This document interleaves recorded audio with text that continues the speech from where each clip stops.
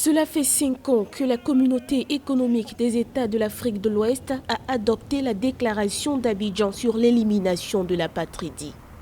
L'engagement pris par les 15 États membres de la CEDEAO est aujourd'hui salué par l'Agence des Nations Unies pour les réfugiés HCR. L'organisme se félicite des progrès réalisés et exhorte les États à redoubler d'efforts. Nous constatons des progrès significatifs en termes de réformes politiques et juridiques pour remédier aux problèmes de l'apatridie à travers toute la région. C'est une démonstration exceptionnelle en termes de volonté et d'engagement politique. 12 des 15 États de la CEDEAO ont ratifié les 2 conventions des Nations Unies relatives à l'apatridie.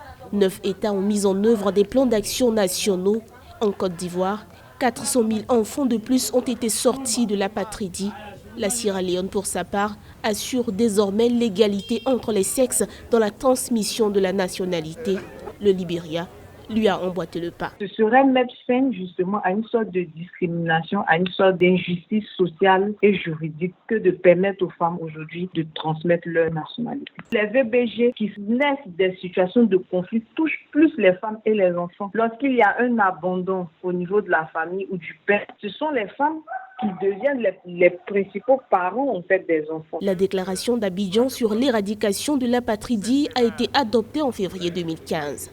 Le document, qui contient 26 engagements, entend mettre fin d'ici 2024 au déni de nationalité en Afrique de l'Ouest.